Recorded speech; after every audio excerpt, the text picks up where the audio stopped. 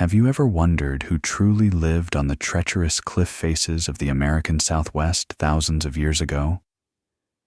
When the fading sunset paints the lonely plateaus in hues of deep crimson and gold, when the desert wind whispers through narrow stone crevices, strange sounds seem to echo.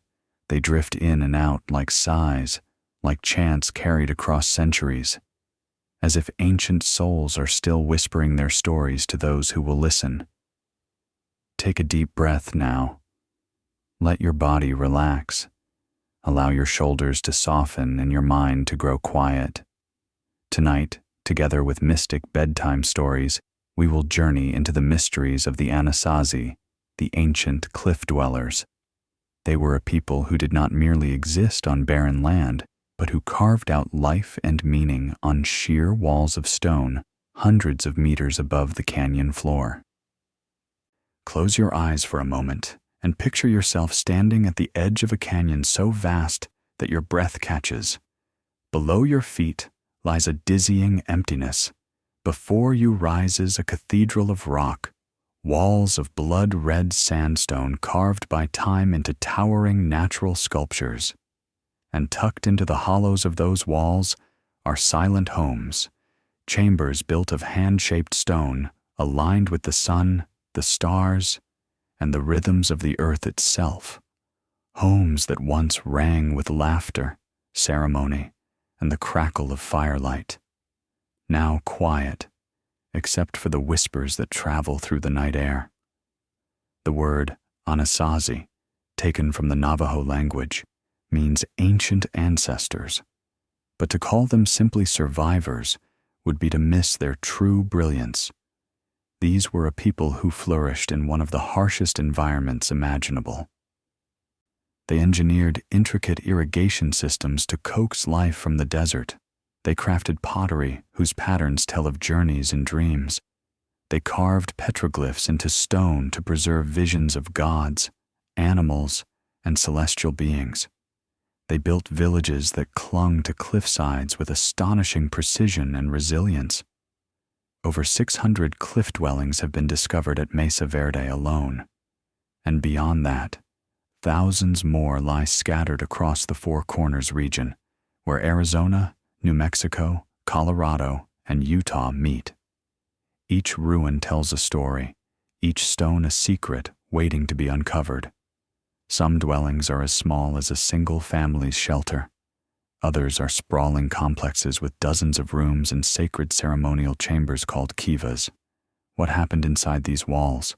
Who gathered around the fire as the stars wheeled overhead? Who whispered prayers into the smoke as it rose into the desert night? These are questions that still puzzle archaeologists today, and perhaps questions that will never be fully answered. Don't leave now, because as we walk deeper into this story, you'll hear of ingenious survival, of sacred rituals that connected earth to sky, of myths and mysteries that blur the line between history and legend. You'll hear of a people who vanished without explanation, leaving behind only stone shadows of their greatness. And as we listen, together, perhaps you'll feel something stirring deep within, a connection to ancestors you never knew, or to a time when humanity lived in closer rhythm with the natural world. If you love ancient legends and the thrill of unsolved mysteries, remember to like and share mystic bedtime stories with your friends. Because tonight, under the same desert stars that watched over the Anasazi, we will lean in to hear the whispers of the past, whispers carried on the wind, across the cliffs, across the ages, and perhaps, if you listen closely, you may hear an answer to a question you never knew you were asking. Picture yourself walking across an endless expanse of red earth. The ground beneath your feet is warm, almost alive, radiating the heat of a sun that blazes mercilessly from above.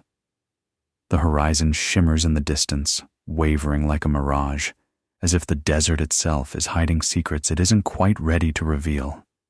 This is the high desert plateau of the American Southwest, a place that feels almost alien, a place shaped not in years or centuries, but in millions of years. Each canyon, each spire, each towering mesa is like a sentence in a story written by wind, water, and time itself. The sandstone cliffs rise before you like ancient cathedrals. They are immense, solemn, and silent, except for the occasional cry of a raven circling high overhead. Their walls are painted in layers of red, orange, cream, and pink, each band a chapter of Earth's geological memory. Look closely, and you see swirls where rivers once ran, ripples of stone that remember when this desert was a sea. As you tilt your head back, the cliffs seem to stretch endlessly upward, touching the boundless blue of the sky. And standing on the edge of such cliffs, you can feel the desert wind rushing upward from the canyon floor, brushing against your skin like the breath of the earth itself. It carries with it the scent of sagebrush, of sun-warmed juniper, of dust that has traveled miles to find you. Your heart might race in such a place, not only because of the dizzying heights, but because of the profound silence that hangs over everything. A silence so deep it almost feels like a presence. You could whisper, and the canyon would catch your words, carry them along its walls, and return them to you like an echo from another world. This was the world that called to the Anasazi more than 1,000 years ago. The desert plateau is unforgiving.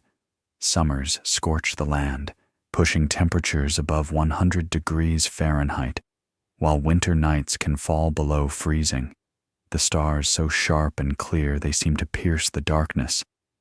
Rain is a rare gift, falling in sudden torrents, crashing down in violent summer storms that fill dry arroyos with raging flash floods.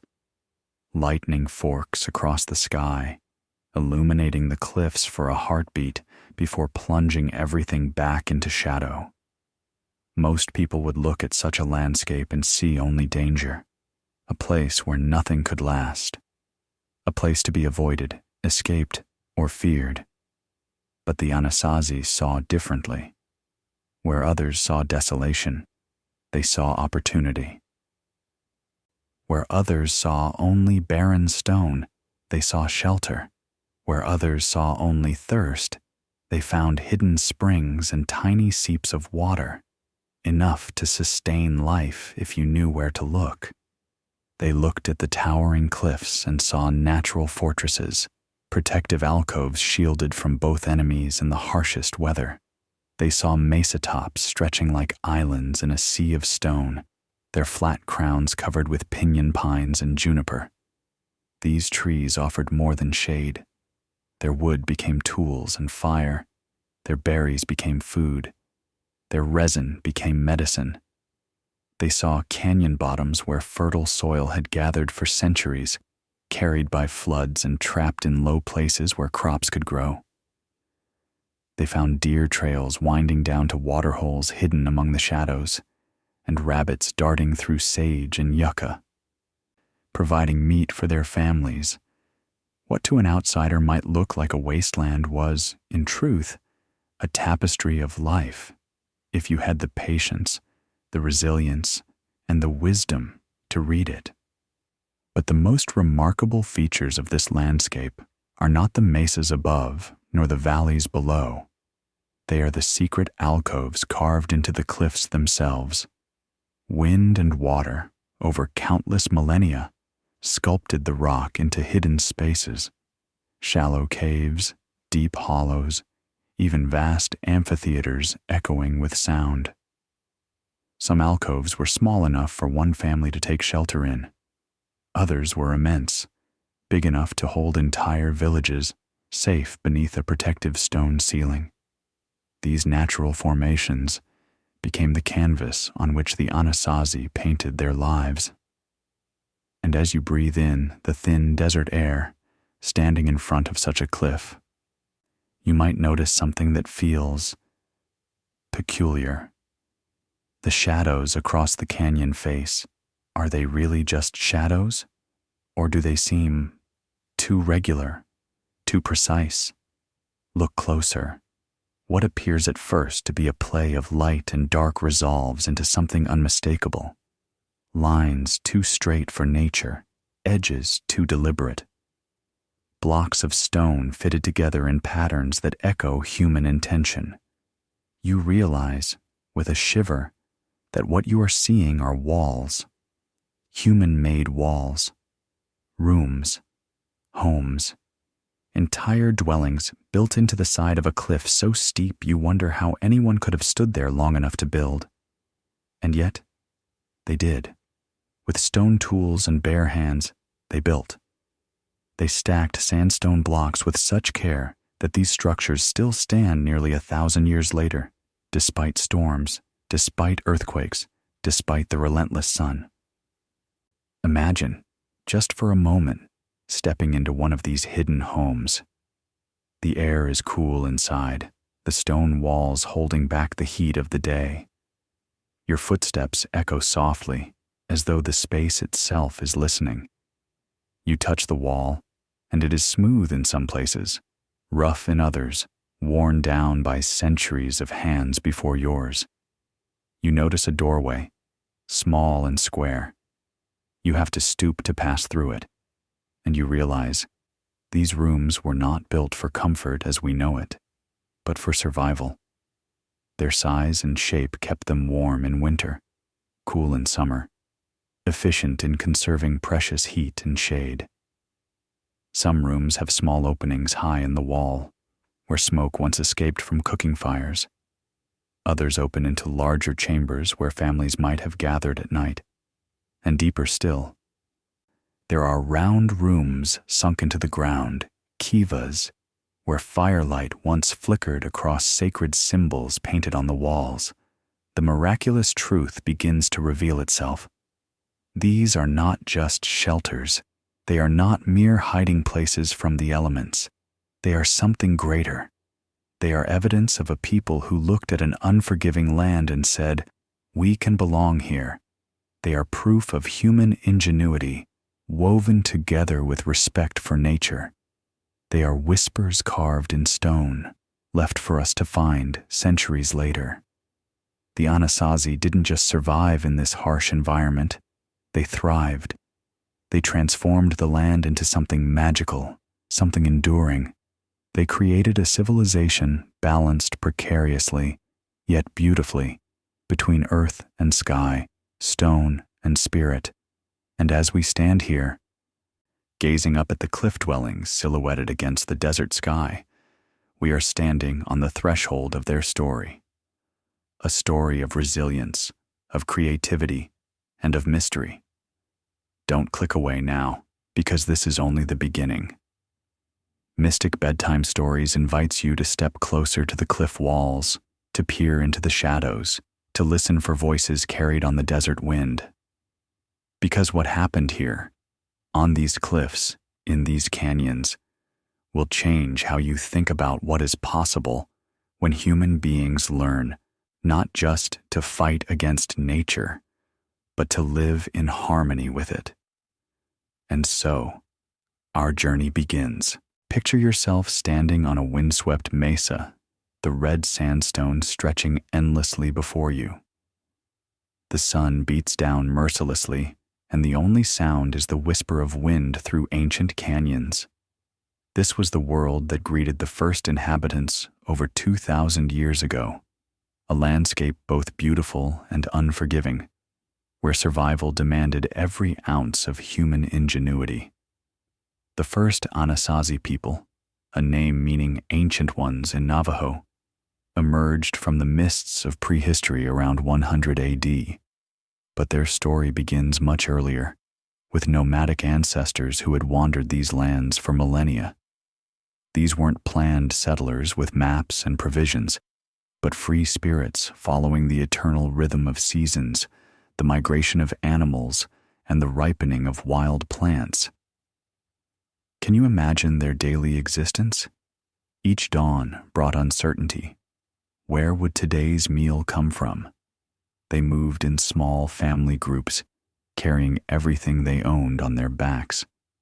Woven baskets held precious tools, sharp stone knives, wooden digging sticks worn smooth by countless hands, and fire-starting kits that meant the difference between warmth and cold death in the desert night. During spring, they followed the blooming of wild onions and the tender shoots of yucca plants.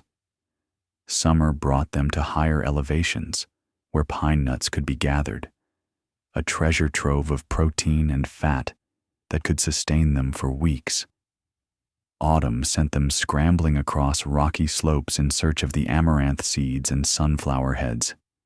Winter was the harshest teacher, driving them to seek shelter in natural caves and overhangs, living off stored provisions and whatever small game they could trap. The women were master botanists, knowing exactly when each plant would fruit, which roots were edible, and how to process bitter acorns into nutritious meal.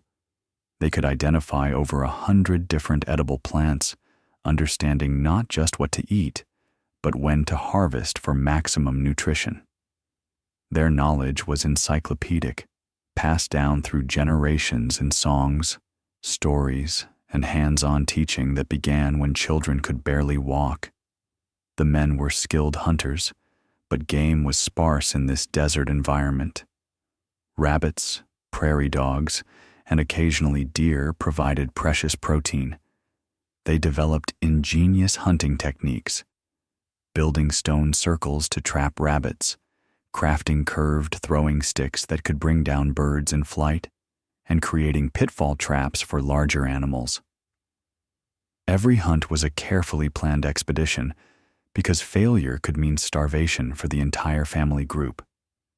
But then, something miraculous began to happen. Around 100 AD, whispers of change started flowing along the ancient trade routes. From the south, from the fertile valleys of Mexico, came stories of people who didn't chase their food. They grew it. Seeds of transformation literally arrived in the form of 3 sacred plants: corn, beans, and squash. The story of how these crops first arrived reads like legend itself. Perhaps it was a traveling trader who carried a pouch of colored kernels. Maybe it was a refugee family fleeing drought in the south, bringing their most precious possessions, not gold or jade, but seeds that held the promise of life itself. However they arrived, these 3 plants would revolutionize everything. Corn, or maize as it was originally known, was unlike anything the Anasazi had seen. The wild grasses they gathered produced tiny, hard seeds that required hours of grinding. But corn kernels were large, sweet, and packed with energy. The original corn varieties were small, barely recognizable compared to modern corn, but they represented unlimited potential. Beans were equally revolutionary. Not only did they provide protein that could supplement the scarce game, but the Anasazi discovered something remarkable. Beans actually improved the soil where they grew. We now know this is because bean plants fix nitrogen from the air into the soil, but to the ancient farmers, it seemed like magic. Wherever beans had grown, other plants flourished the following season. Squash completed what Native Americans would later call the 3 sisters. The broad leaves created shade that conserved precious moisture, while the sprawling vines formed a living mulch that suppressed weeds. The large fruits provided vitamins and could be dried into strips that kept through the winter. Even the seeds were edible, roasted for a protein-rich snack. How do you think they grew corn in the middle of the arid desert? This wasn't simple. It required genius-level innovation, adapted to one of the harshest environments on Earth. The average rainfall was less than 10 inches per year, falling mostly during brief, violent summer thunderstorms that could wash away precious topsoil as easily as nourish it. The Anasazi became master water engineers. They studied every contour of the land, learning to read the landscape like a book. They identified natural drainage areas where flash floods would deposit fertile silt. They built check dams, low stone walls that slowed rushing water, allowing it to soak into the ground instead of racing away to distant rivers. In canyon bottoms, they created terraced gardens, each level carefully designed to catch and hold water. Stone-lined channels directed precious runoff to where crops needed it most. They even learned to plant at the mouths of natural water channels, where occasional floods would provide both irrigation and fresh soil. But the real breakthrough was understanding the timing. Through generations of careful observation, they learned that corn planted just before the summer monsoons had the best chance of survival. Too early, and the tender shoots would wither in the spring heat. Too late, and the growing season would be too short for the kernels to mature before winter frosts. The first successful harvest must have been a moment of pure magic. Imagine the joy of those ancient farmers, seeing row upon row of golden corn ears, where once only scraggly desert grass had grown. Children who had known only the uncertainty of the hunt now saw their parents pulling basket after basket of food from the earth itself. This abundance changed everything. For the first time in human history in this region, people could stay in one place year after year. The constant search for food was replaced by the rhythm of planting and harvesting. Temporary shelters gave way to permanent homes built from stone and adobe. Community life blossomed like desert flowers after rain.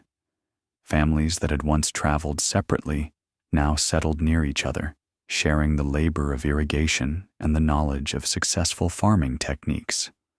When one family's crop failed due to late frost or flash flooding, neighbors could share from their surplus. Risk was spread across the entire community rather than concentrated in individual families. The social changes were just as profound as the agricultural ones.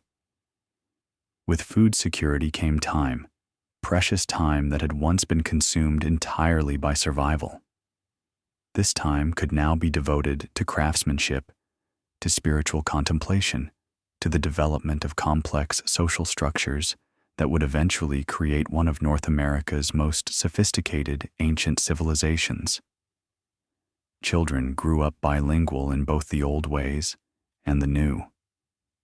They still learned to hunt and gather, but they also learned the sacred knowledge of seeds, when to plant, how to tend, and how to save the best kernels for next year's crop. Young girls learned the intricate art of basket weaving, creating storage containers that could keep corn dry through the wettest seasons and protect it from hungry rodents.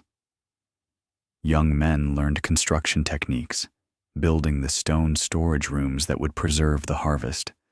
They developed new tools, grinding stones for processing corn, digging sticks for planting, and harvesting implements that could efficiently gather the mature crops. The spiritual life of the people also transformed. Corn wasn't just food. It became sacred, woven into creation stories and religious ceremonies.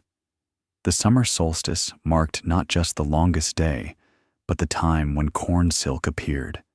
The autumn equinox became harvest festival time, when the entire community celebrated another successful year of abundance. Rain ceremonies took on new urgency and sophistication. These weren't just hopes for good hunting weather, but carefully timed rituals designed to call the precise rains needed for germination, growth, and kernel development. Shamans developed complex calendars based on astronomical observations, predicting the best planting times with remarkable accuracy.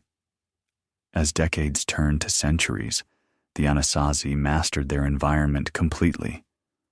They learned to breed corn for different purposes, some varieties for immediate eating, others that dried well for storage, and still others that could survive in marginal growing conditions.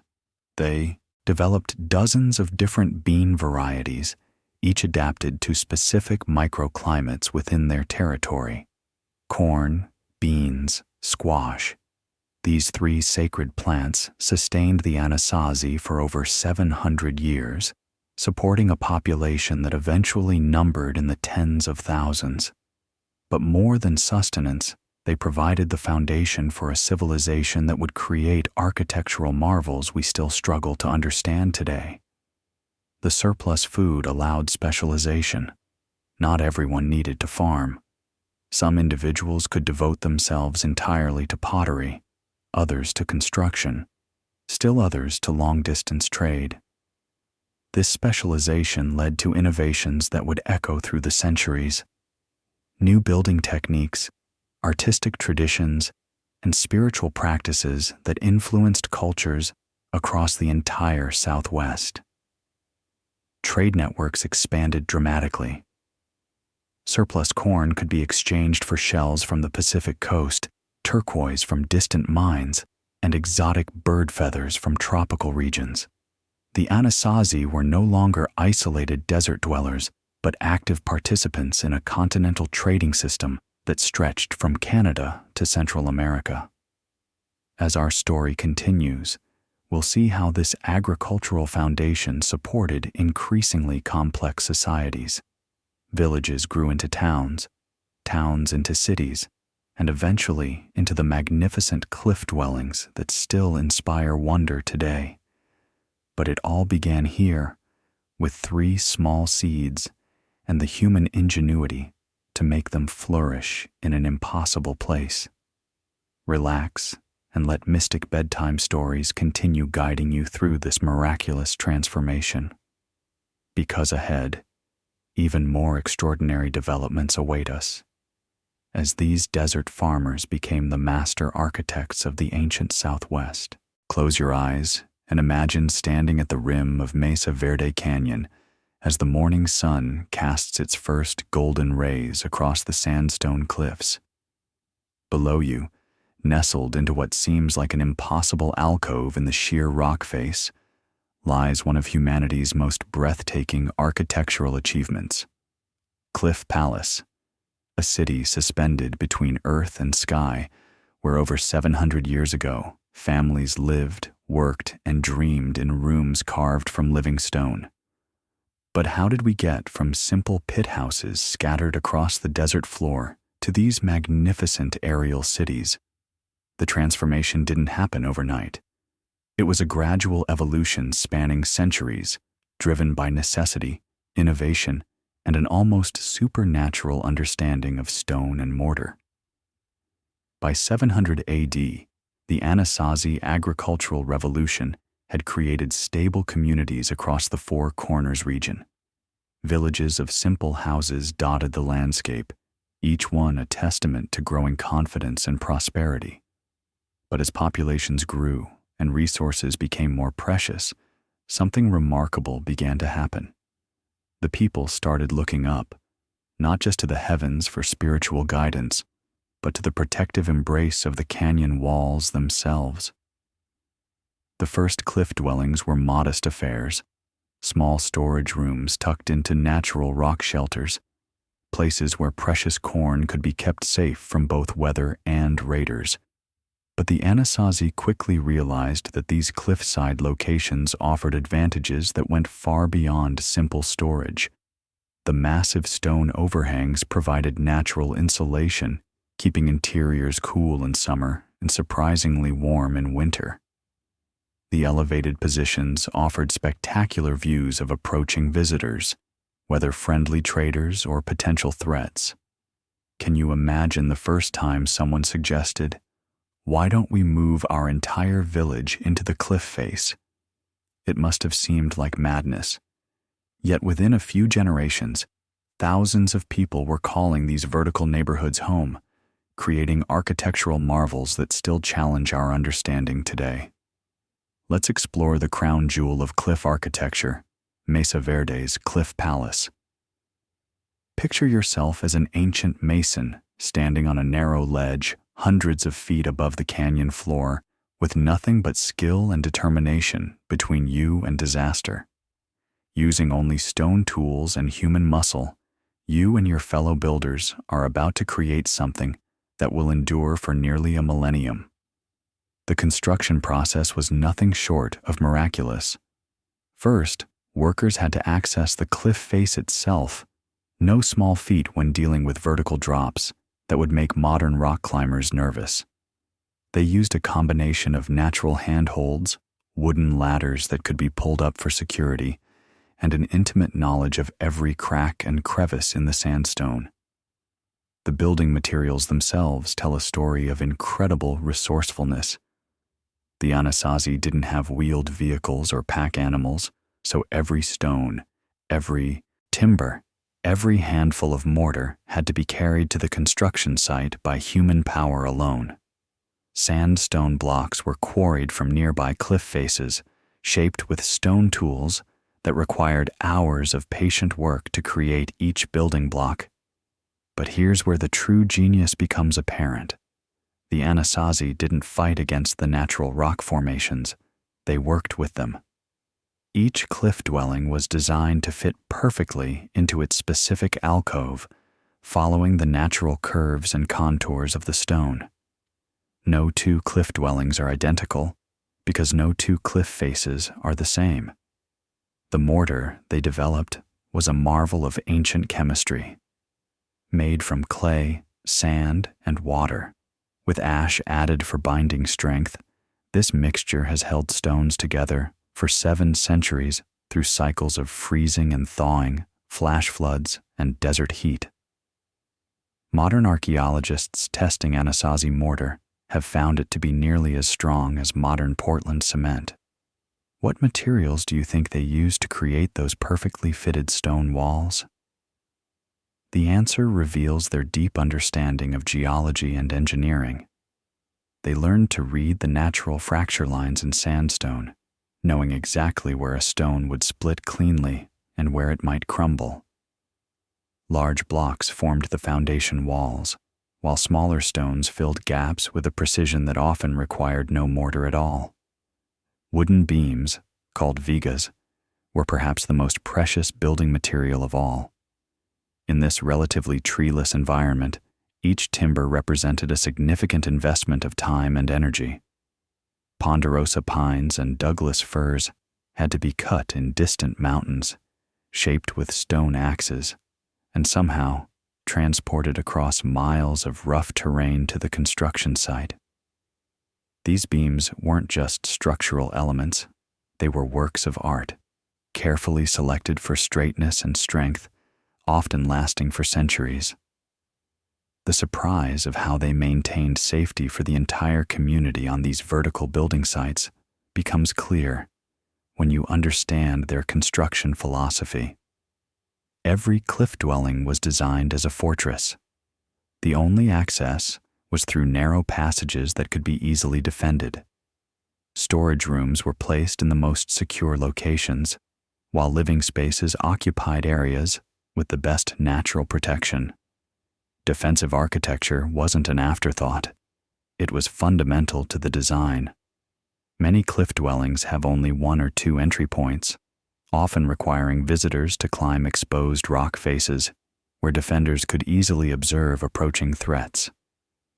Interior passages were deliberately narrow and indirect, creating a maze that would confuse invaders but was perfectly familiar to residents. But these weren't grim military installations. They were vibrant communities where families raised children, artisans created beautiful pottery, and spiritual leaders conducted sacred ceremonies. The largest cliff dwellings contained everything a thriving town needed: living quarters, storage facilities, workshops, and ceremonial spaces. Let's journey north to Chaco Canyon, where Anasazi architecture reached even more spectacular heights. Here, instead of building into cliff faces, the ancient architects created massive ground-level complexes that dominated the landscape. Pueblo Bonito, constructed between 850 and 1150 AD, was the largest building in North America until the late 1800s. Imagine approaching Pueblo Bonito for the first time. a 4-story apartment complex rising from the desert floor, containing over 600 rooms and covering more than 2 acres. The perfectly straight walls, the precisely aligned doorways, the massive timber construction that supported multiple floors. It would have seemed like encountering an alien civilization. The engineering challenges of Chaco Canyon construction were staggering. Over 200,000 trees were used in construction, all of them cut from forests 50 miles away and transported without wheels or pack animals. The logistics alone represent a level of social organization that rivals any ancient civilization. Thousands of workers had to be coordinated, fed, and housed during decades of construction.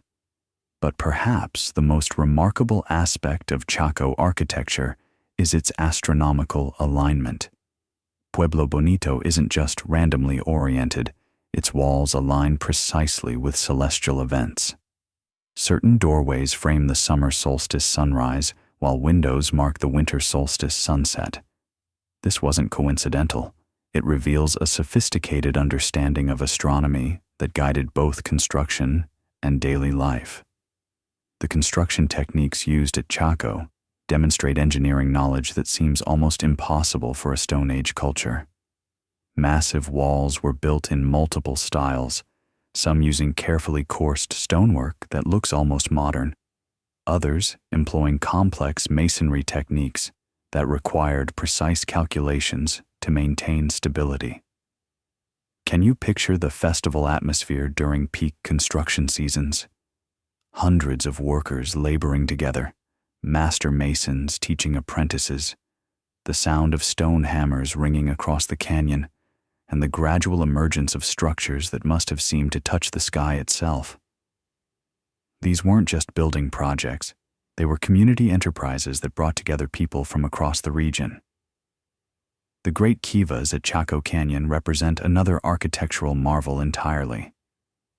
These circular ceremonial chambers, some more than 60 feet in diameter, were engineering feats that required sophisticated understanding of structural forces.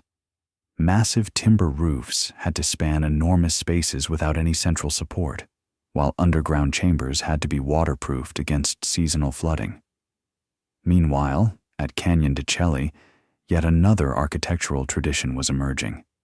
Here, cliff dwellings like White House Ruin demonstrate a different approach. Buildings that seem to grow organically from the rock itself, blending so seamlessly with their environment that they appear almost camouflaged until you're standing directly beneath them.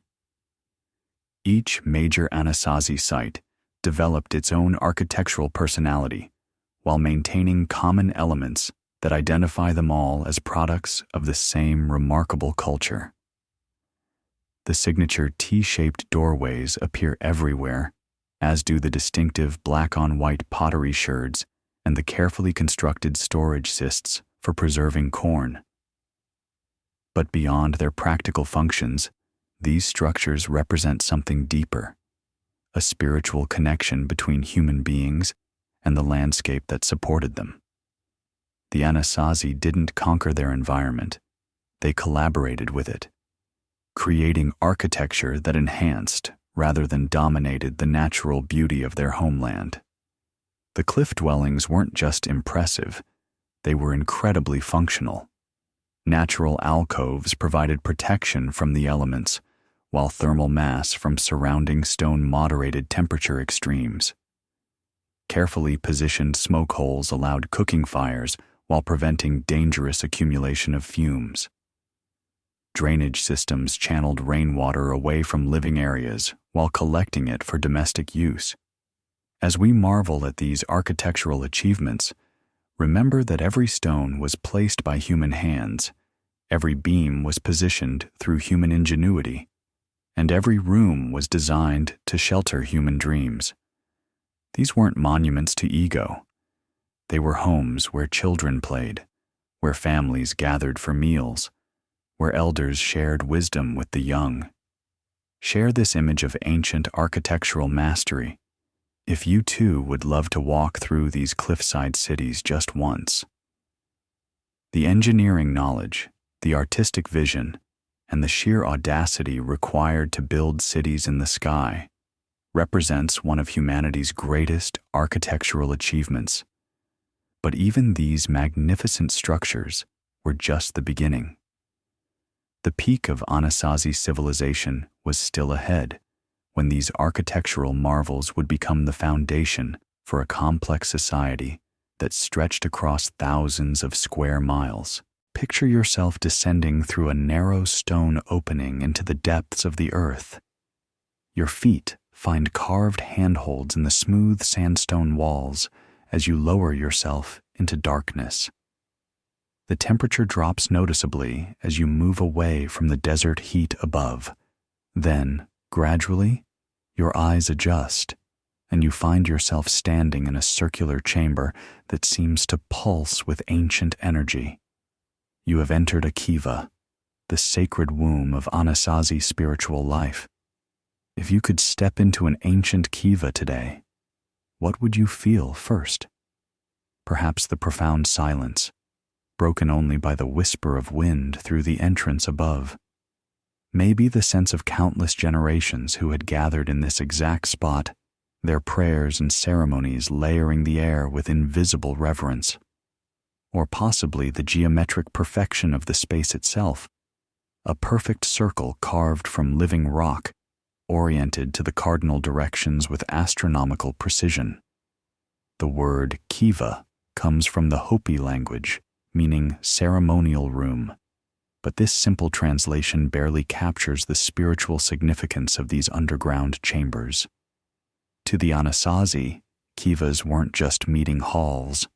They were portals between worlds, sacred spaces where the community could commune with ancestral spirits and the forces that governed life itself.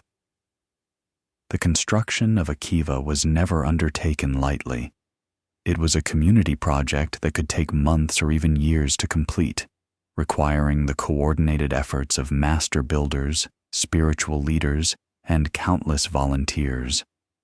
The circular shape wasn't arbitrary. It represented the cyclical nature of existence, the endless wheel of seasons, the eternal journey of sun and moon across the heavens. Every kiva followed the same basic pattern, yet each was unique. The circular floor was carefully leveled and often plastered with fine clay mixed with sand and organic binders. A raised stone deflector separated the central fire hearth from the ventilation system, an ingenious design that ensured fresh air circulation while preventing winds from scattering sacred flames during ceremonies. But perhaps the most mysterious feature of every kiva was the sipapu, a small hole in the floor that represented the entrance to the underworld, from which, according to Anasazi belief, the first people had emerged into this world. This wasn't just symbolic architecture. It was theology carved in stone, a permanent reminder of humanity's connection to the earth that birthed them. Can you imagine the ceremonies that unfolded in these sacred chambers? As darkness fell across the desert, firelight would begin to flicker through kiva openings scattered throughout the settlement.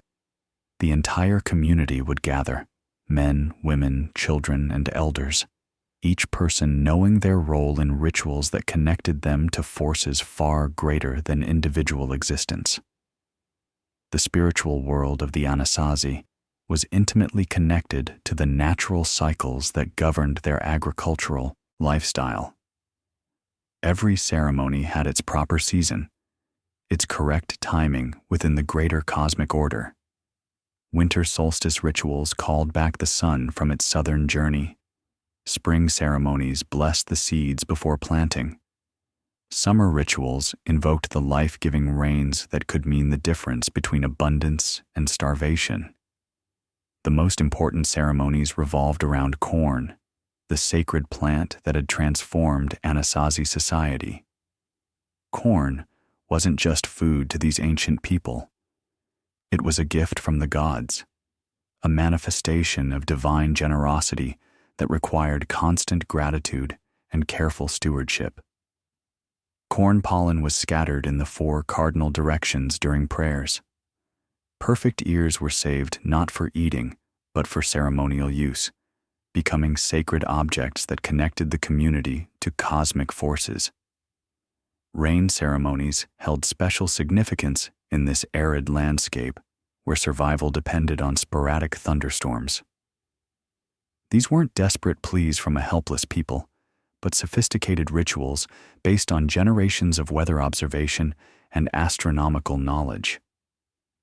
Ceremonial leaders knew that summer rains typically arrived around the summer solstice, when certain stars appeared in specific positions.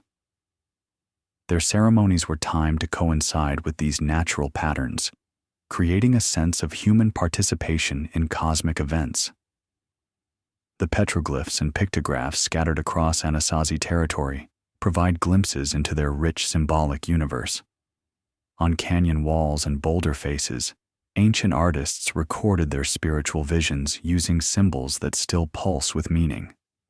Spirals represented the journey of life, from birth through death to rebirth. Human figures with elaborate headdresses depicted shamans in spiritual transformation.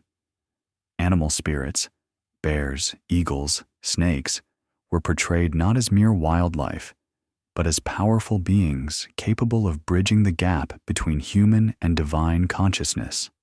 Some of the most intriguing rock art depicts what appear to be astronomical observations. Star charts, lunar calendars, and solar markers suggest that Anasazi spiritual leaders were also accomplished astronomers. They tracked the movements of celestial bodies not from idle curiosity, but because they understood that earthly events were intimately connected to heavenly cycles. The famous spiral petroglyphs at Chaco Canyon may be the most sophisticated astronomical markers in ancient America. During summer solstice, a blade of sunlight cuts precisely through the center of the largest spiral, creating a light and shadow display that marks the exact moment of the sun's turning. This wasn't coincidental. It represents knowledge and planning that required generations of careful observation. But Anasazi spirituality wasn't confined to formal ceremonies and astronomical observations. It permeated every aspect of daily life. Pottery wasn't just functional. It was artistic expression infused with spiritual significance. The black geometric designs on white backgrounds weren't random decorations, but sacred symbols that connected everyday objects to cosmic patterns. Each pot was a prayer wheel, a meditation in clay that brought spiritual energy into the most mundane activities. Burial practices revealed deep beliefs about the continuation of life beyond physical death. The deceased weren't simply disposed of. They were prepared for journeys to ancestral realms. Bodies were often buried with personal possessions, tools, and food for the afterlife journey. Sometimes entire rooms were dedicated to ancestral veneration, suggesting that the dead remained active participants in community life. The most mysterious aspect of Anasazi spirituality involves their apparent connection to celestial beings. Rock art across the Southwest depicts strange figures that don't match any earthly creatures. Beings with large eyes, elaborate headdresses, and what appear to be emanations of light or energy. Modern Pueblo peoples, who consider themselves descendants of the Anasazi, still tell stories of star people who came from the sky to teach their ancestors important knowledge. Were these star people literal extraterrestrial visitors, spiritual metaphors for astronomical knowledge, or shamanic visions induced during ceremonial trances? The mystery deepens when you consider that similar figures appear in rock art across the globe, suggesting either remarkable coincidence or some form of universal human spiritual experience. The deeper mystery that only careful observers will recognize involves the relationship between Anasazi ceremonial sites and the landscape itself. kivas weren't randomly positioned. They were precisely located to take advantage of natural acoustic properties, astronomical alignments, and spiritual energy flows that the ancients could perceive but we can barely imagine. Some researchers have discovered that many Anasazi ceremonial sites are positioned along what appear to be ancient energy lines, straight paths that connect sacred locations across hundreds of miles. These alignments follow natural features like mountain peaks, water sources, and unusual rock formations, suggesting that the Anasazi perceived the landscape as a vast spiritual map. The integration of architecture and spirituality reached its peak in the great houses of Chaco Canyon. Pueblo Bonito wasn't just a residential complex. It was a massive ceremonial center designed to facilitate community rituals on an unprecedented scale. The building's orientation to cardinal directions, its multiple kivas, and its capacity to house hundreds of participants suggests that major ceremonies brought together people from across the region. These gatherings must have been spectacular affairs. Imagine thousands of people converging on Chaco Canyon for summer solstice ceremonies, families traveling for weeks across desert terrain, bringing trade goods, marriage partners, and news from distant settlements. The rituals that unfolded would have reinforced social bonds, spiritual beliefs, and cultural identity across the entire Anasazi world. Children growing up in this spiritually rich environment learned that every action had ceremonial significance. Planting corn required prayers for germination. Harvesting demanded Thanksgiving rituals. Even daily activities like pottery making and basket weaving were infused with spiritual meaning, connecting individuals to ancestral traditions and cosmic forces. The shamans and spiritual leaders who guided these ceremonies weren't separate from the community. They were farmers, builders, and parents who had received special calling to serve as intermediaries between human and divine realms. Their training involved years of apprenticeship, learning not just ritual procedures, but the astronomical, botanical, and psychological knowledge necessary to guide community spiritual life. As we prepare to explore the heights of Anasazi civilization, remember that everything we'll discover, their magnificent architecture, their complex trade networks, their sophisticated social organization, all rested on this foundation of spiritual belief. They weren't just surviving in the desert, they were participating in a cosmic dance that connected their daily lives to the eternal rhythms of the universe. Let mystic bedtime stories guide you forward now, for we're about to witness how this spiritual foundation supported one of ancient America's most remarkable civilizations at its glorious peak. In our modern world of individual achievement and personal success, it's difficult to imagine a society where the word mine held little meaning, where survival depended not on what you could accumulate, but on what you could share. Yet this was the foundation upon which Anasazi civilization flourished for over 7 centuries. Can you imagine yourself living in a community where every major decision was made collectively, where the elders' wisdom guided daily life, where children belonged to the entire tribe, where your individual talents served the greater good of all? This wasn't just idealistic philosophy for the Anasazi. It was practical necessity that evolved into something beautiful. The cliff dwellings themselves tell the story of this remarkable cooperation. Consider the logistics. Every stone had to be quarried, shaped, and carried to construction sites that were often accessible only by precarious cliff paths. No single family could have accomplished this. It required coordinated effort involving dozens, sometimes hundreds of people working together across multiple generations. Picture the scene during one of these massive construction projects. Teams of quarry workers selecting the finest sandstone blocks from distant mesa tops. Groups of stone shapers working in rhythm, their tools creating percussion music that echoed off the canyon walls. Human chains stretching across impossible cliff faces, passing heavy stones from hand to hand with trust that could mean the difference between life and death. Children learning alongside adults, gradually taking on more responsibility as their skills developed. But their resource sharing went far beyond construction projects. Archaeological evidence reveals sophisticated redistribution systems that ensured no family went hungry, even during difficult years. Surplus corn from successful harvests was stored in communal granaries built into the cliff faces. Some of these storage rooms still contain perfectly preserved corn cobs nearly 1,000 years old. These granaries weren't just storage facilities. They were symbols of collective faith in the future. Each family contributed their surplus, knowing that someday they might need to draw from the common stores. The careful records they kept, marked on pottery vessels and carved into storage room walls, tracked not just quantities, but also the quality and variety of stored foods, ensuring optimal nutrition even during lean times. The genius of their system lay in understanding risk management through community bonds.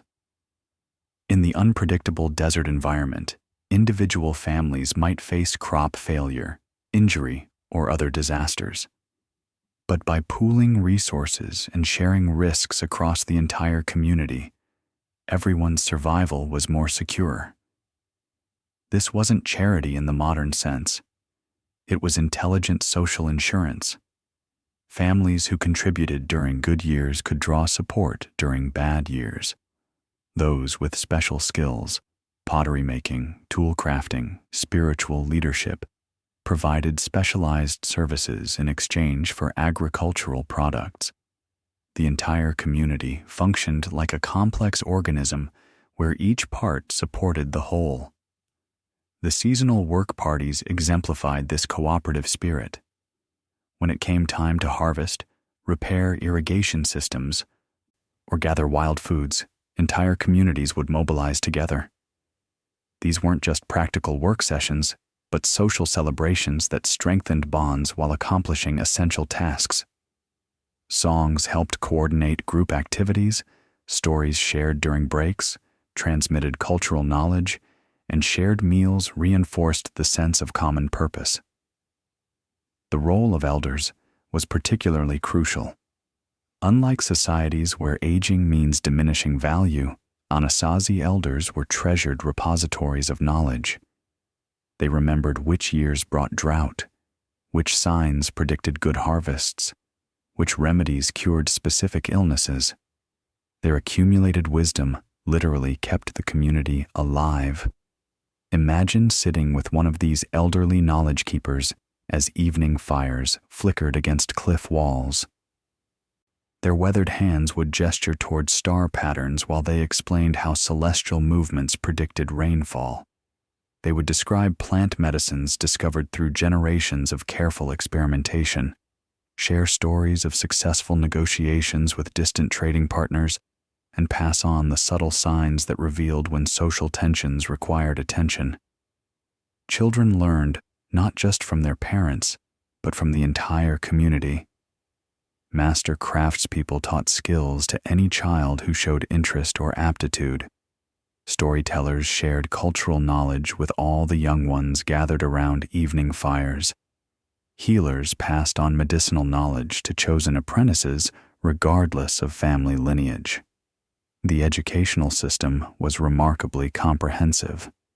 Children learned mathematics through pottery design and architectural projects. They studied astronomy through agricultural timing and ceremonial calendar keeping. They developed artistic skills through participation in community decoration projects. Most importantly, they learned cooperation through constant participation in group activities where individual success was meaningless without collective achievement. This created a remarkably resilient social fabric. If tragedy struck one family, dozens of others stood ready to help. If a master craftsperson died, multiple apprentices carried on the knowledge. If leaders made poor decisions, the collective wisdom of the community could course correct. The resilience extended to their economic systems as well. They developed sophisticated trade relationships that provided security through diversity. No single community depended entirely on its own resources. Networks of reciprocal obligations ensured that shortfalls in one area could be compensated by surpluses from elsewhere. These weren't market relationships based on profit, but kinship relationships based on mutual responsibility. Their governance systems reflected this communal approach. Rather than centralized authority figures making unilateral decisions, leadership was distributed among various specialists: war chiefs for defense, ceremony leaders for spiritual matters, agricultural coordinators for farming decisions, trade negotiators for commercial relationships. Decision-making processes were designed to build consensus rather than declare winners and losers. Important choices were discussed in multiple forums: informal conversations during daily work, formal councils in kivas, ceremonial gatherings that included spiritual guidance. The goal wasn't efficiency in the modern sense, but thoroughness that ensured community buy-in for difficult decisions. The physical layout of their settlements reinforced community bonds. Central plazas served as gathering spaces where the entire population could come together for ceremonies, celebrations, and important discussions. The proximity of dwellings meant privacy was limited, encouraging cooperation and discouraging antisocial behavior. But the architecture went deeper than just practical considerations. The circular design of many settlements reflected their understanding of community as an eternal cycle where each person's contribution mattered. Doorways faced inward toward common areas, emphasizing shared space over private territory. Rooftops served as extended plazas where neighbors could interact informally throughout the day. Even their burial practices revealed communal values. Instead of elaborate individual tombs marking personal wealth, the Anasazi typically buried their dead with simple grave goods in shared cemeteries. The focus was on the person's contributions to community life rather than individual accumulation. The graves tell stories of lives lived in service to others. Warriors buried with tools of peace as well as war. Artisans interred with their finest works, which were often practical items that had served the community rather than decorative objects for personal display. Leaders buried with symbols of their service rather than trophies of their achievements. But perhaps the most remarkable aspect of their community system was how it handled conflict resolution. Archaeological evidence suggests remarkably low levels of interpersonal violence within Anasazi settlements.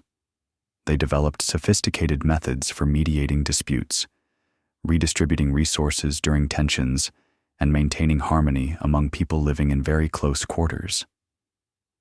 Their conflict resolution relied heavily on ceremony and ritual to transform destructive emotions into constructive action.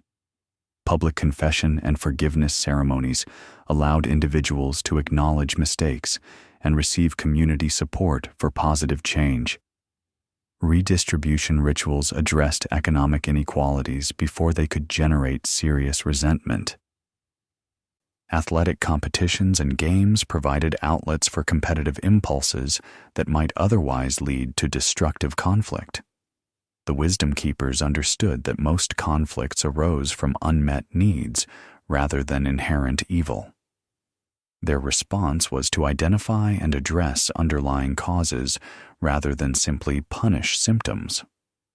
This required a level of psychological sophistication that many modern societies struggle to achieve. You might wonder how they maintained individual identity within such a collective system. The answer lies in their understanding that personal fulfillment comes not from competing against others, but from finding your unique way to contribute to something larger than yourself. Master potters gained recognition through creating beautiful vessels that served the whole community. Skilled farmers earned respect by developing new techniques that increased food security for everyone. Individual achievement was celebrated, but always in the context of community benefit. The most honored individuals were those who used their personal talents to lift up everyone around them. Recognition came through increased responsibility rather than increased privilege. Status was earned through service rather than accumulation. This created a dynamic tension between personal excellence and collective welfare that brought out the best in both individuals and communities. People strived to develop their unique gifts, not for personal aggrandizement, but because the community needed everyone to contribute their highest potential. The seasonal cycles provided regular opportunities for both individual expression and community celebration. Spring planting ceremonies allowed families to showcase their agricultural innovations. Summer solstice gatherings featured competitions in various crafts and skills. Autumn harvest festivals celebrated both individual accomplishments and collective abundance. Winter storytelling circles gave everyone chances to share their unique perspectives and experiences.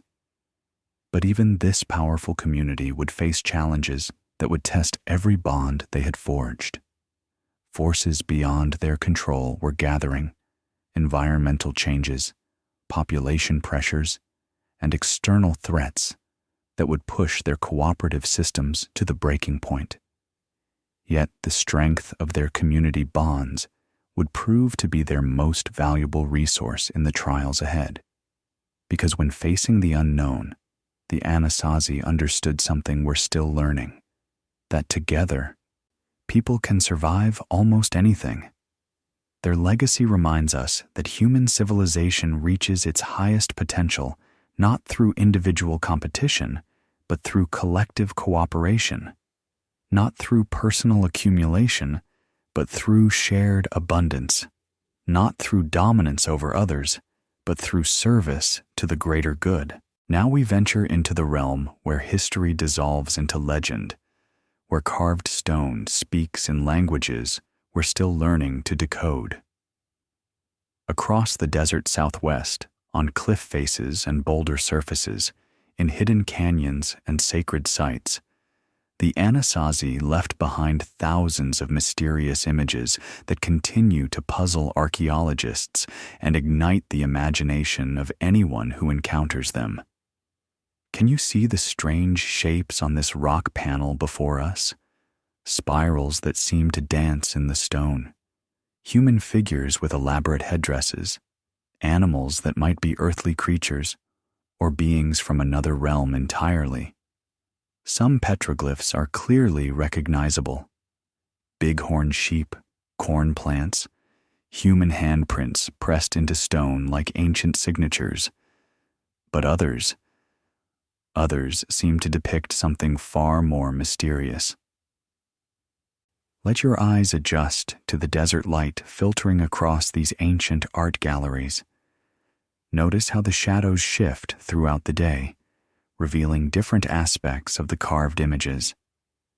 What appears to be a simple spiral at noon might transform into a complex astronomical diagram when the setting sun casts shadows at precisely the right angle. The Anasazi understood that their stone canvases would be read differently at different times, creating multi-layered messages that unfold according to celestial rhythms. There are figures with large eyes and elongated heads, beings that don't match any known earthly anatomy. The Hopi, who consider themselves descendants of the Anasazi, call them the Star People, visitors from the sky who taught their ancestors sacred knowledge before returning to the heavens. Modern UFO enthusiasts see these same images and wonder if ancient astronauts once walked among the cliff dwellers. But step closer to these enigmatic figures, These aren't crude drawings, but sophisticated artistic representations created by people who clearly wanted to record something they considered profoundly important. The elongated heads often feature intricate internal patterns, suggesting complex thought processes.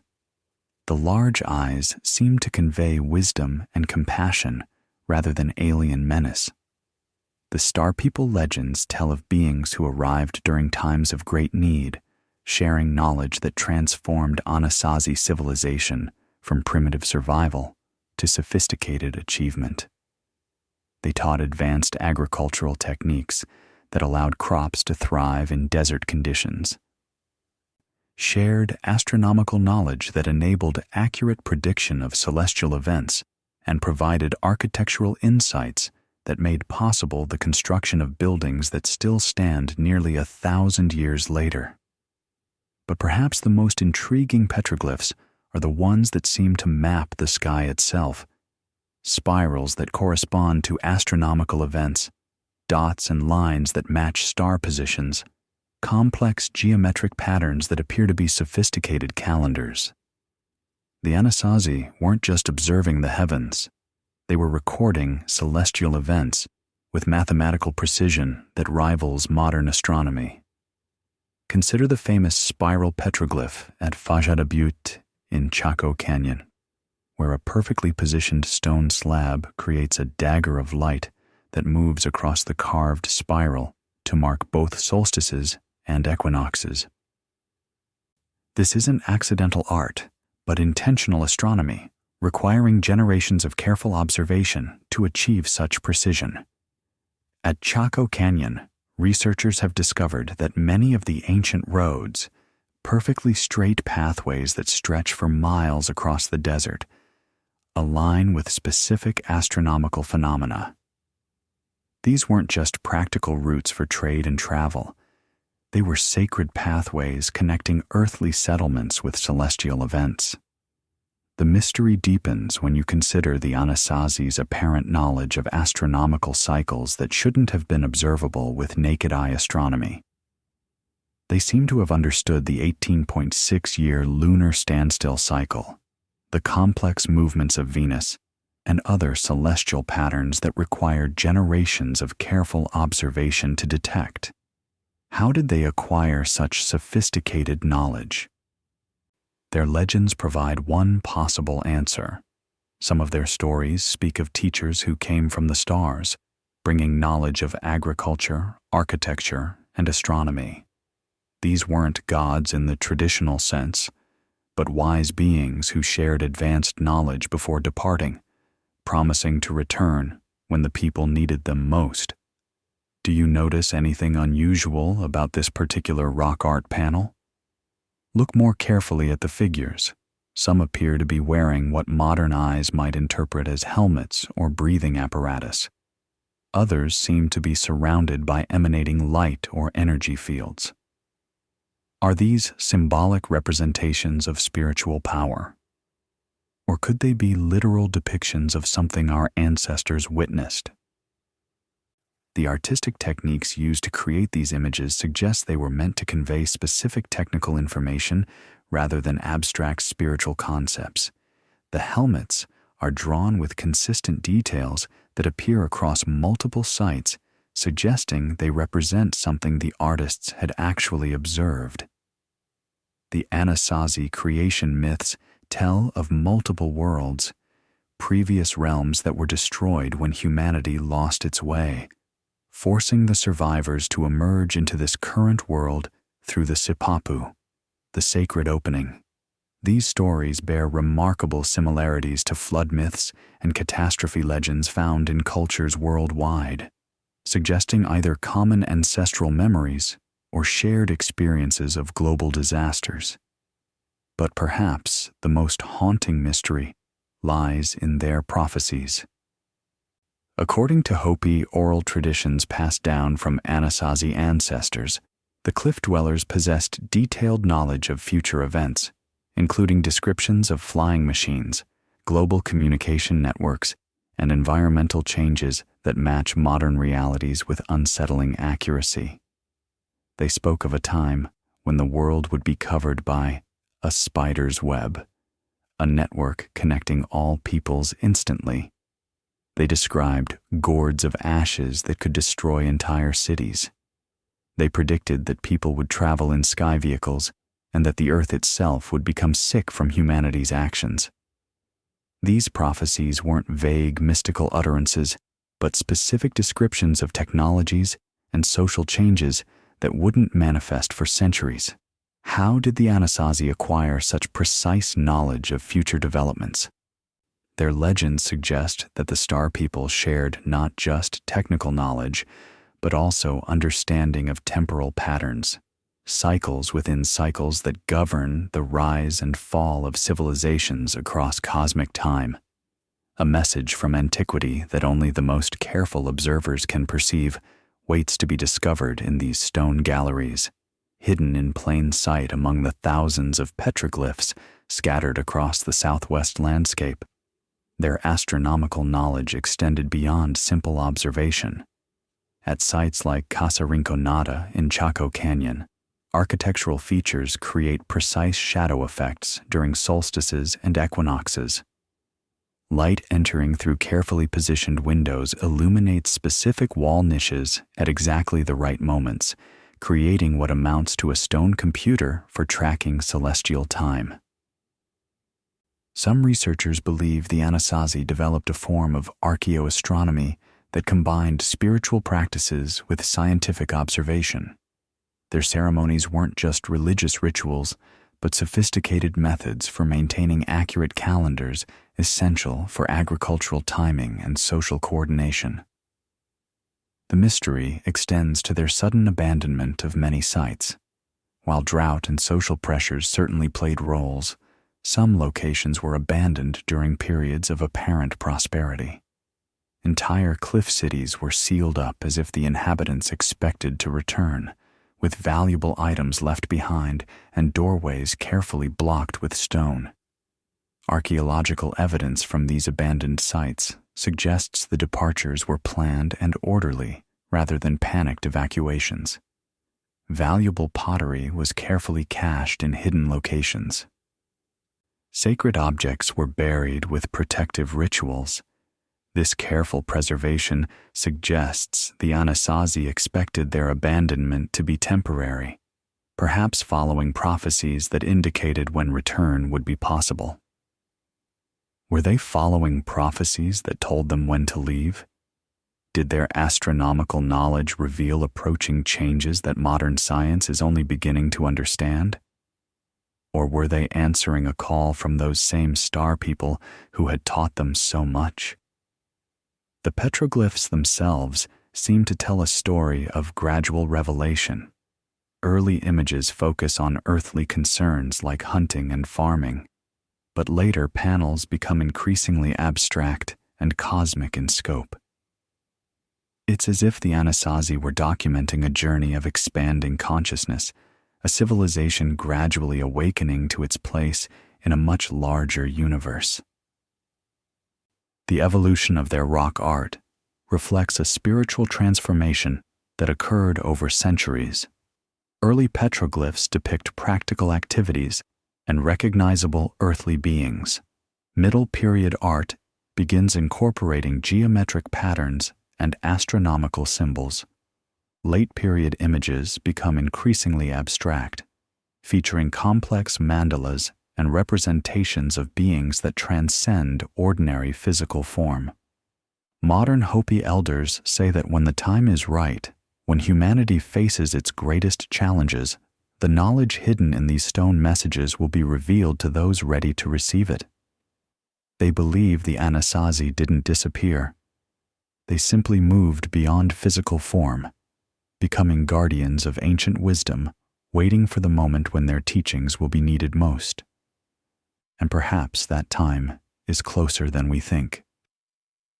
As we face environmental crises, social divisions, and technological challenges that threaten our survival, the whispers from these ancient stone galleries grow louder, carrying messages of hope, warning, and guidance from a people who learn to live in harmony with forces far greater than themselves. the legends speak of cycles within cycles, of endings that become beginnings, of a time when the scattered children of the Anasazi would return to reclaim their heritage and share their ancestors' wisdom with a world ready to listen. Perhaps we are witnessing the fulfillment of these ancient prophecies as descendants of the cliff dwellers emerge to teach the harmony between human needs and cosmic patterns that their ancestors mastered so long ago. Between 1050 and 1130 AD, something extraordinary happened in the desert Southwest. The scattered communities of cliff dwellers suddenly began working together on a scale never before seen in North America. It was as if the collective wisdom accumulated over centuries had reached a critical mass, exploding into an era of unprecedented prosperity and achievement. Imagine standing on the rim of Chaco Canyon during this golden age, looking down at a bustling metropolis that rivals any city of its time. Pueblo Bonito rises 4 stories into the desert sky, its 600 rooms housing thousands of people. Wide roads stretch in perfectly straight lines across the desert, connecting dozens of outlying communities to this central hub. The sound of construction echoes off the canyon walls as master builders work on projects that will take generations to complete. Can you picture the scene during one of their great seasonal festivals? Thousands of people converging on Chaco from communities hundreds of miles away, their caravans loaded with turquoise from distant mines, shells from Pacific and Gulf coasts, exotic feathers from tropical birds, copper bells from Mexico. The plaza fills with dancers, musicians, traders, and spiritual leaders from across the known world. This wasn't just local prosperity. The Anasazi had become the center of a trade network that stretched from Canada to Central America. Archaeological evidence reveals goods from over 200 different source locations found at Chaco Canyon alone. They weren't just consumers of this vast commerce. They were its organizers, its facilitators, its beating heart. The turquoise trade alone tells an astounding story. The Anasazi controlled mines that produced some of the finest turquoise in the world, and they developed sophisticated techniques for working this sacred stone into objects of breathtaking beauty. Turquoise necklaces with thousands of precisely carved beads, inlaid jewelry that combined multiple stones with mathematical precision, ritual objects that served as diplomatic gifts to leaders across the continent. But perhaps most remarkably, they achieved this prosperity without developing the typical hallmarks of complex civilizations. There were no standing armies, no enslaved populations, no vast disparities between rich and poor. Somehow, they had created abundance through cooperation rather than conquest, wealth through sharing rather than hoarding. Their agricultural systems during this period represent the pinnacle of desert farming technology. They had perfected techniques for growing corn, beans, and squash in quantities that could support populations approaching modern city sizes. Check dams and irrigation channels covered hundreds of square miles, creating an agricultural landscape that transformed the entire region into a garden. The engineering achievements of this era still baffle modern experts. At Chaco Canyon, they constructed a road system with over 400 miles of perfectly straight highways, some 30 feet wide, engineered with such precision that modern surveying equipment can barely detect deviations from true compass bearings. These roads required moving millions of tons of earth and stone, organizing thousands of workers, and maintaining construction projects across vast distances. Can you imagine yourself participating in one of their harvest festivals under a canopy of desert stars? The entire canyon would come alive with celebration, drums echoing off the cliff walls, dancers moving in patterns that honored the seasonal cycles, feast tables laden with foods from across the continent. These weren't just parties. They were sophisticated social mechanisms that reinforced trade relationships, renewed spiritual connections, and celebrated the abundance their cooperation had created. The astronomical alignments built into their great houses during this period reveal mathematical sophistication that rivals any ancient civilization. Windows, doorways, and wall openings were positioned with such precision that they create dramatic light and shadow effects during solstices, equinoxes, and other celestial events. These buildings weren't just functional structures. They were three-dimensional calendars, teaching tools, and ceremonial theaters all rolled into one. Their pottery during this golden age reached artistic heights that have never been surpassed. Vessels so thin they're almost translucent, painted with geometric designs of stunning complexity, shaped with such perfection that they seem to defy the limitations of hand-built ceramics. Each pot was both functional art and spiritual container, designed to hold not just food or water, but the essence of Anasazi aesthetic philosophy. But the peak of their prosperity marked the beginning of subtle signs of the approaching end. Forces beyond their control were already gathering strength. The social organization required to coordinate all this activity suggests leadership abilities that would challenge modern administrators. They had to manage construction projects spanning decades, coordinate trade expeditions across thousands of miles, organize seasonal festivals involving tens of thousands of participants, and maintain diplomatic relationships with hundreds of different communities. Yet they accomplished all this while maintaining their core values of cooperation and environmental harmony. Unlike many expanding civilizations, they didn't strip their landscape bare or exhaust their resources. Instead, they developed increasingly sophisticated methods for sustainable living that actually enhanced the carrying capacity of their desert environment. The great kivas built during this period could accommodate hundreds of participants in ceremonies that lasted for days. These weren't simple rituals, but complex multimedia performances combining music, dance, storytelling, astronomical observation, and community decision-making.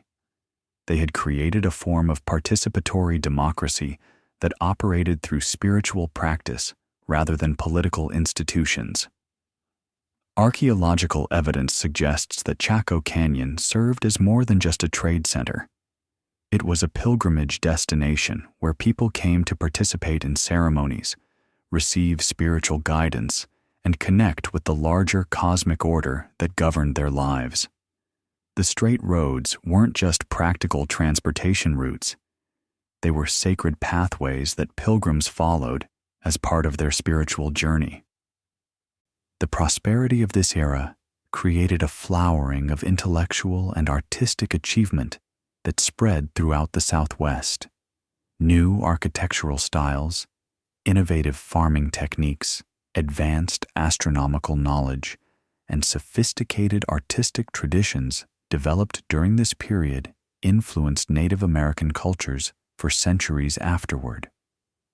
But even at the height of their success, the Anasazi maintained their connection to the natural cycles that had always governed their lives. Their prosperity wasn't built on dominating nature, but on understanding and working with natural systems so skillfully that abundance seemed to flow effortlessly from their desert homeland. However, this golden age would soon face challenges that would test every aspect of their remarkable civilization. The same environmental forces that had shaped their rise were about to shift in ways that would demand all their accumulated wisdom, cooperation, and spiritual strength. Something began to change in the late 1100s. At first, it was subtle, a gradual shift that perhaps only the most observant elders noticed. The rains that had blessed their lands for generations became less reliable. The seasonal patterns their ancestors had tracked for centuries started to waver, like a great cosmic rhythm slowly falling out of tune. Imagine being one of those weather watchers, standing on the rim of Mesa Verde, as another disappointing growing season draws to a close. The corn stalks in the canyon below are stunted, their ears small and poorly filled. The reservoirs that once overflowed with precious water now show alarming rings where the water level has dropped year after year. Can you guess the true reason that would eventually force them to abandon these cliff faces they had called home for so many generations? It wasn't a single catastrophic event, but rather the slow accumulation of pressures that gradually overwhelmed even their remarkable adaptive abilities. The great drought that began around 1130 AD wasn't unprecedented. The Anasazi had weathered dry periods before.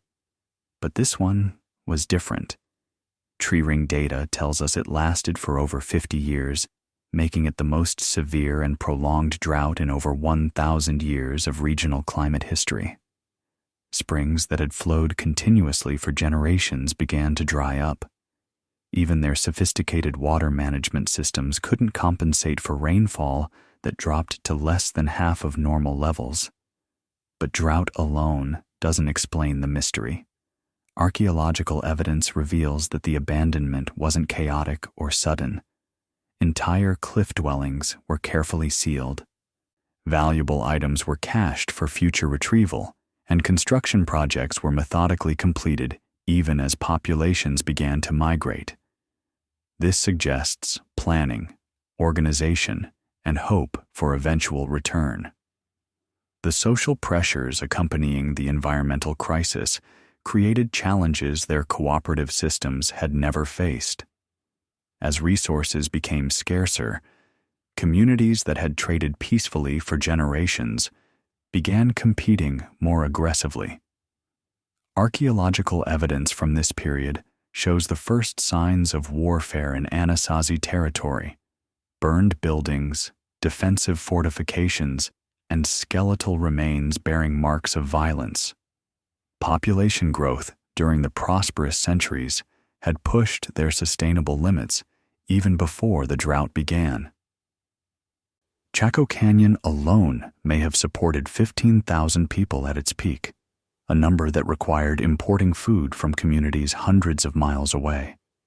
When those distant agricultural areas began failing simultaneously, the entire regional system started to collapse. The great road networks that had been symbols of connection and cooperation began to empty. Trade goods became scarce, then disappeared entirely. The massive seasonal gatherings that had reinforced social bonds and spiritual practices grew smaller each year until they finally ceased altogether. The silence that fell over places like Chaco Canyon was profound, like a great heart gradually stopping its beat. Yet even in decline, the Anasazi maintained their essential humanity.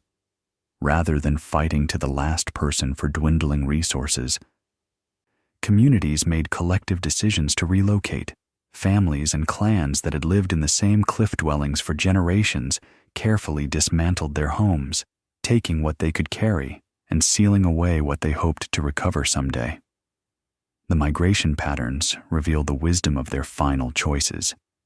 Instead of scattering randomly, they moved toward areas with more reliable water sources: the Rio Grande Valley, the Hopi Mesas, the Zuni Mountains. They weren't fleeing in panic, but executing carefully planned relocations based on generations of geographical and ecological knowledge. The disappearance of the Anasazi remains one of archaeology's greatest mysteries even today. The abandonment was so complete, so methodical, that it suggests forces beyond simple environmental pressure. Some researchers theorize that their astronomical knowledge revealed approaching changes that prompted a civilization-wide decision to transform itself rather than face certain destruction. Oral traditions among modern Pueblo peoples, the Hopi, Zuni, Rio Grande Pueblos, who are their direct descendants, speak of this period as a time of great spiritual testing. According to these accounts, the Anasazi didn't disappear, but underwent a conscious transformation, abandoning material complexity to return to simpler, more sustainable ways of living. The cliff dwellings they left behind became sacred sites, places where the spirits of the ancestors continued to dwell. Modern Pueblo peoples still make pilgrimages to these ancient homes, leaving offerings and conducting ceremonies that maintain spiritual connections across the centuries. Some of the most haunting evidence of their final period comes from the artwork they created during the abandonment. Petroglyphs from this era often show figures in motion, people carrying bundles, groups traveling together, hands pointing toward specific directions. It's as if they were leaving visual messages for future generations, marking their passage and indicating where they intended to go. The careful sealing of rooms, the caching of valuables, the completion of ceremonial structures even as populations dwindled, all suggest a people maintaining hope that their exile would be temporary. They expected to return, perhaps when the rains came back, perhaps when the spiritual imbalance causing their troubles had been corrected. But they never did return to the great cliff cities. By 1300 AD, the canyon country that had supported thousands of people for centuries fell silent. The wind began to blow through empty doorways, sand started to drift across abandoned plazas, and the cliff dwellings slowly began their transformation from living communities into the archaeological treasures we explore today. Yet their disappearance was not an ending, but a transformation. Like seeds scattered by harsh winds to take root in new soil, the people who had been the Anasazi carried their knowledge, their traditions, and their spiritual wisdom to new homes where these gifts would continue to flourish in different forms. The whispers from the desert are growing stronger now, carrying echoes of ancient voices across the empty canyons where their remarkable civilization once thrived. Today, when you visit Mesa Verde National Park and peer into those ancient cliff dwellings, you're looking at more than just archaeological ruins. You're witnessing one of humanity's most remarkable achievements, a testament to what becomes possible when people learn to live in true partnership with their environment, with each other, and with the sacred forces that govern existence itself. These stone walls have stood for nearly 1,000 years, weathering countless storms, earthquakes, and the relentless erosion of desert winds. Yet they remain intact, their masonry as precise as the day it was laid, their rooms still echoing with the presence of those who once called them home. Modern engineers study Anasazi construction techniques, marveling at building methods that created structures more durable than many contemporary buildings. Do you know that the descendants of the Hopi, Zuni, and Rio Grande Pueblo peoples still maintain the traditions their Anasazi ancestors developed? Walk through a modern Pueblo village today, and you'll see agricultural techniques, pottery styles, architectural features, and ceremonial practices that stretch back in an unbroken line to those cliff-dwelling pioneers. At Chaco Culture National Historical Park, the great houses still align perfectly with astronomical events, their windows and doorways framing celestial phenomena with mathematical precision that continues to astound researchers. During summer solstice, light shafts penetrate specific openings to illuminate particular wall niches. During winter solstice, shadows fall across carefully positioned markers. These buildings function as stone computers, still calculating cosmic time after nearly a millennium. Canyon de Chelly in Arizona preserves some of the most spectacular cliff dwellings in North America, their white sandstone walls rising like organic growths from the Red Canyon floors. Navajo families still farm the canyon bottom, using irrigation techniques adapted from Anasazi methods, maintaining a living connection to the land that spans centuries. The petroglyphs scattered across thousands of rock faces throughout the Southwest continue to reveal new meanings as our understanding of Anasazi culture deepens. Modern astronomers have confirmed that many of these carved images accurately record celestial events, creating a permanent calendar system that helped coordinate agricultural and ceremonial activities across vast regions. But perhaps the most profound legacy lies in what the Anasazi proved was possible. They demonstrated that human civilization could thrive for centuries without depleting natural resources, without creating vast inequalities, without resorting to conquest and warfare as primary survival strategies. They showed that cooperation could be more powerful than competition, that sustainability could generate abundance, that spiritual wisdom could guide practical decision-making. Their water management systems remain models for arid land agriculture.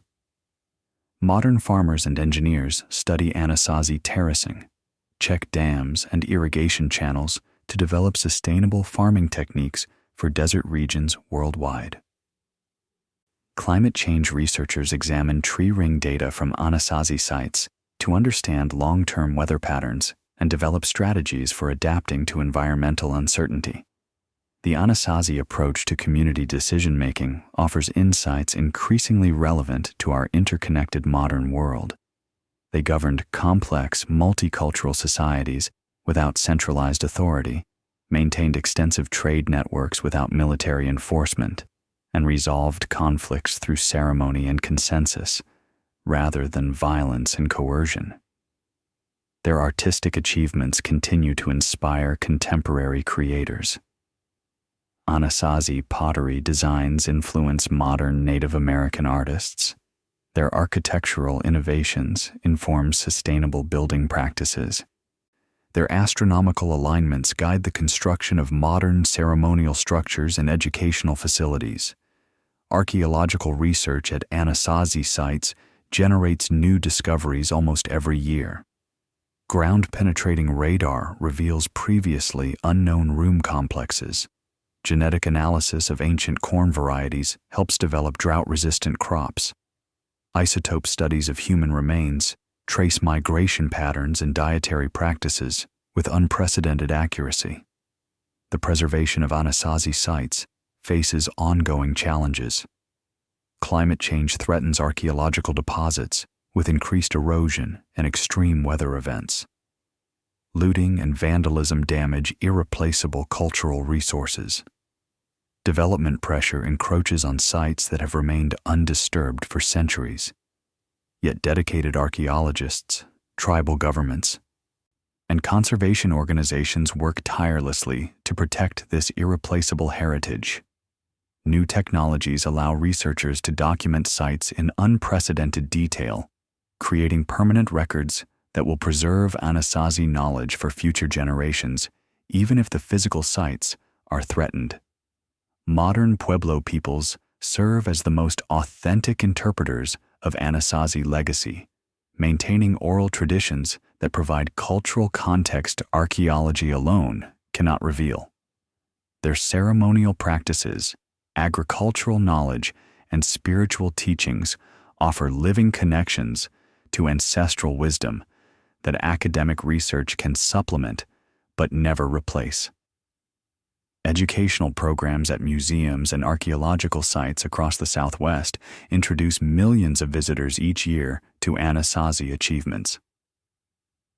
School children learn about sustainable living from thousand-year-old examples. University students study Anasazi social organization to understand alternative models of human cooperation. The questions raised by Anasazi civilization remain profoundly relevant. How can human societies maintain prosperity while living within environmental limits? How can diverse communities cooperate across cultural differences? How can spiritual values guide practical decisions? How can knowledge be preserved and transmitted across generations? These ancient cliff dwellings have become classrooms where modern people can learn from one of history's most successful experiments in sustainable civilization. The lessons they offer aren't just academic curiosities, but practical wisdom urgently needed as humanity faces its own environmental and social challenges. The whispers growing stronger in the desert wind carry more than just echoes of the past. They offer guidance for the future, ancient wisdom that speaks directly to contemporary challenges, reminding us that other ways of living are possible. Other choices can be made. As night settles over the canyon country where the Anasazi once thrived, their legacy continues to unfold, waiting for those ready to listen to what the stones still have to teach us. The moon rises full and silver over Mesa Verde tonight, casting long shadows across the ancient cliff dwellings. In this sacred light, the stone rooms seem to breathe with memories of the people who once called this vertical world home. The desert wind picks up, carrying with it something more than dust and sage. It carries voices, soft as sighs, persistent as prayer.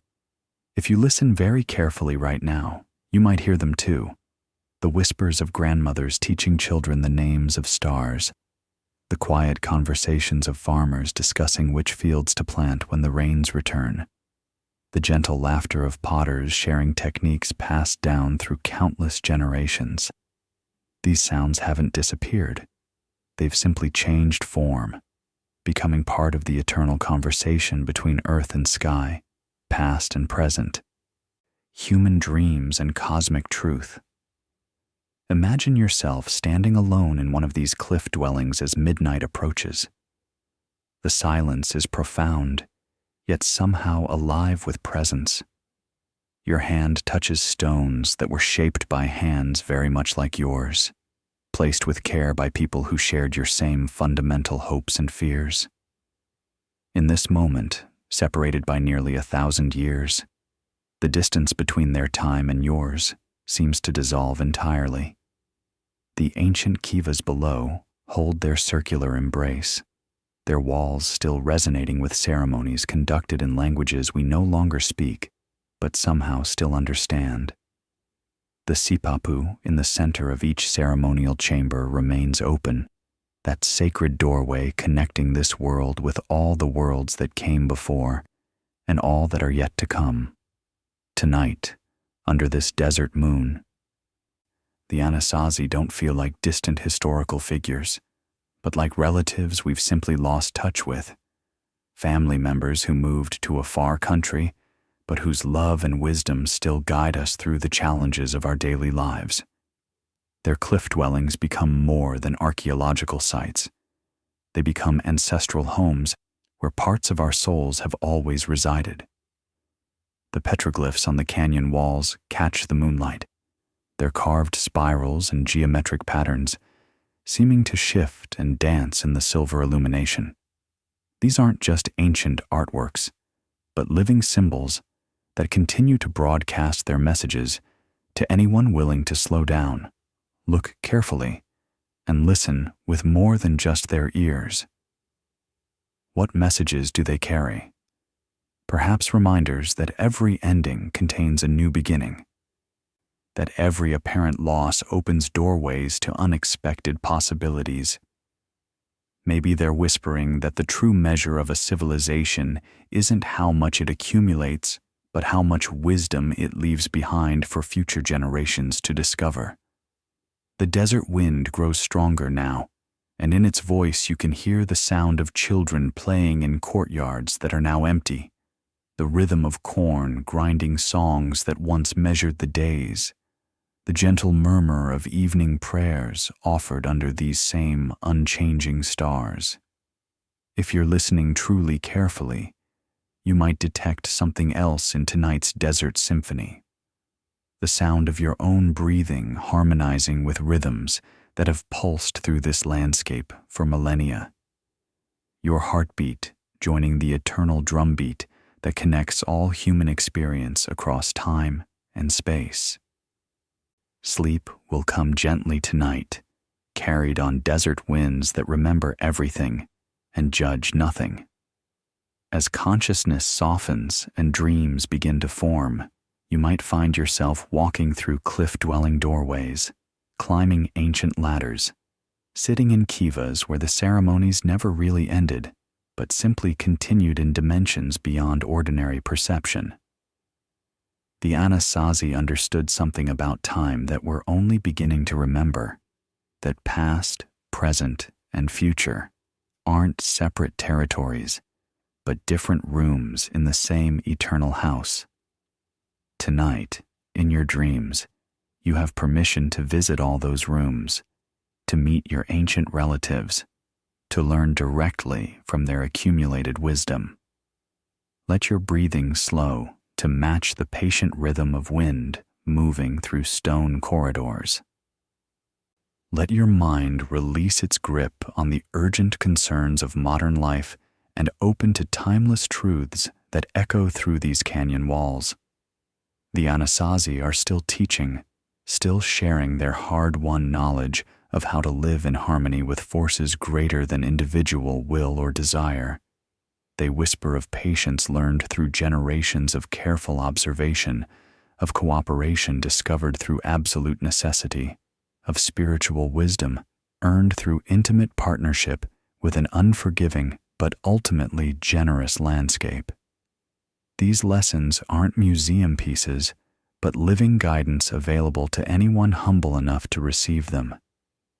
As sleep deepens and the boundary between waking and dreaming grows thin, you might hear the most important whisper of all, that you too are part of this continuing story, that your life is connected to theirs in ways more profound than blood or DNA, that the choices you make today ripple forward and backward through time, affecting ancestors and descendants you'll never meet, but whose lives are woven inextricably with your own.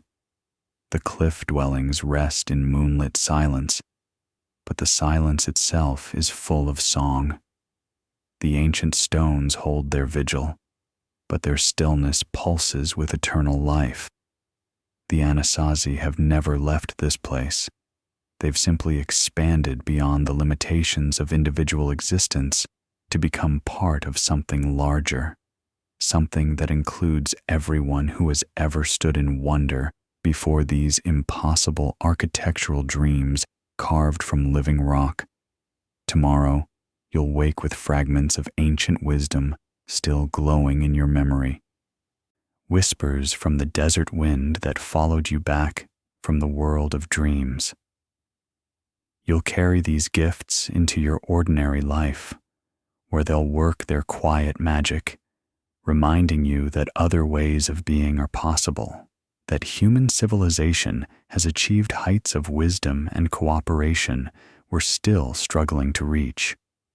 The whispers will continue long after this story ends, carried on every desert wind that moves through these timeless canyons, available to anyone willing to listen, to learn, and to remember that we are all descendants of dreamers who learned to build impossible homes in the space between earth and sky. Sleep now, and let the ancient voices guide you safely through the night, bringing you home to yourself refreshed and renewed. Carrying whispers of the Anasazi in your heart like seeds of possibility, waiting for the right moment to bloom. If you've enjoyed this journey with mystic bedtime stories, please like this video and share it with friends who need ancient wisdom in their modern lives. Subscribe to explore more mysteries that connect us with the timeless truths our ancestors discovered in their patient dance with earth and stars. Sweet dreams, and may the whispers of the cliff dwellers follow you into peaceful rest, where all stories continue and all mysteries reveal their perfect sense.